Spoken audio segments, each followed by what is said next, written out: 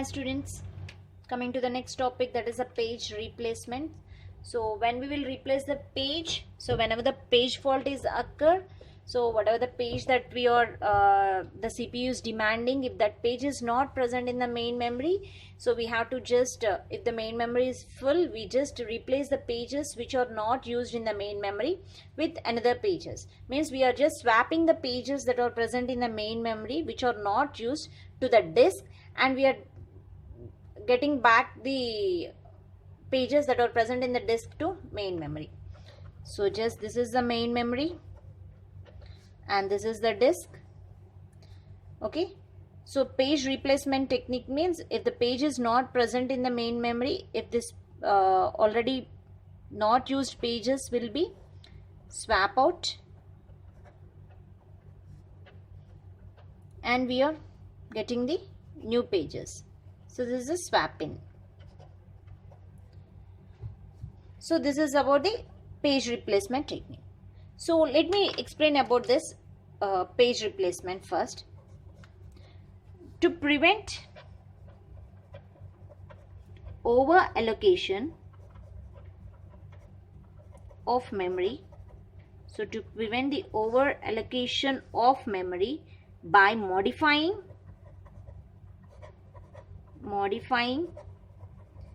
page fault service routine to include page replacement. So for that reason we are using this page replacement to prevent the over allocation of memory by modifying the page fault service routines. We have to include the page replacement.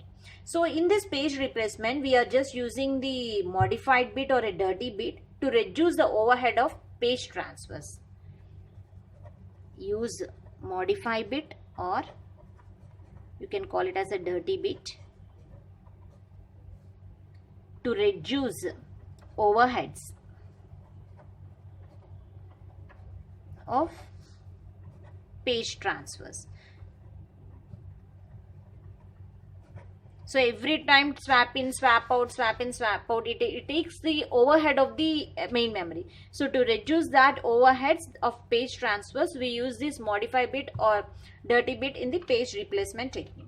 So only modified pages are written into the disk. So this modified bit will, the dirty bit will be used. It indicates that only these pages are written to disk. So the page replacement completes separation between logical memory and the physical memory. So because the large virtual memory can be provided on a smaller primary memory. So let me explain the page replacement technique with a simple example. So how the page replacement will be handled. So let us take, so this is a page table.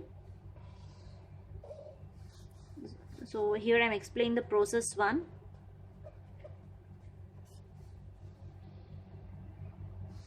So this is a page table. This page table consisting of frames. Let us take, this is a frame. This first box is a frame and the second box indicates the valid or invalid bit. Valid or invalid bit. Okay, so here we are taking, suppose this is a 5. The 5, okay, the 5 frame is a valid and the 6 is invalid. So the 5 is present in the main memory and the 6 is an invalid. And here we are taking main memory. So main memory holds the victim. So that is a frame it is holding. And here we are having the secondary storage, that is the disk. Okay. So first, the victim, the main memory, swap out the page. Swap out victim page. So the main memory thought this page we are not using frequently, so we just swap the page. So the main memory is just swapping the page. This is the disk. The main memory is swapping the page to the disk. So whenever I swapped the page to the disk, now the CPU is demanding for the page. The second, it's changed to invalid.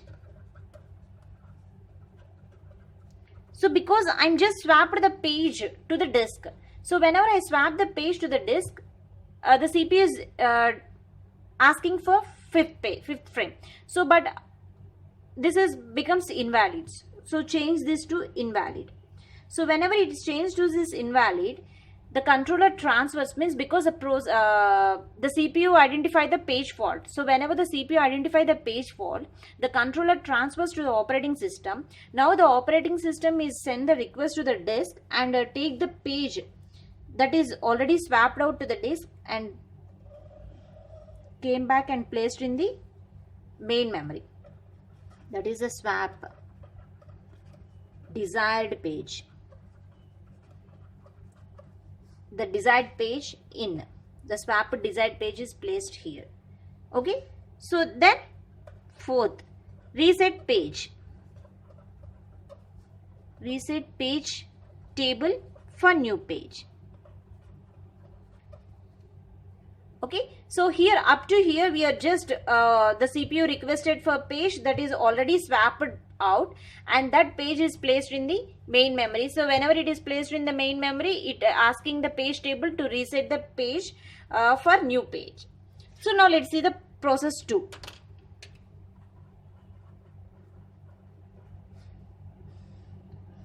So after resetting, how the page will be look like. Now let us see.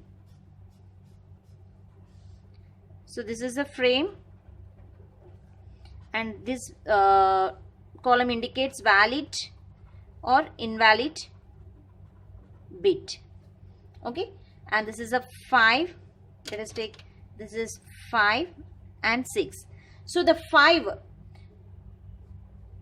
is swapped out, so 0, and it indicates invalid. Okay, and this is the 6th, indicates the frame, the new frame is added, and this is valid because I reset the page table. So whenever I reset the page table, it becomes like this. So the 5 indicates the 0 and invalid, and the new frame is added, the whatever the requested page FV, that is stored in the 6th frame. And here this is the main memory, victim, and this is the disk. So after resetting the table, so this disk holds the 5 and 6. So the 5 is swapped out.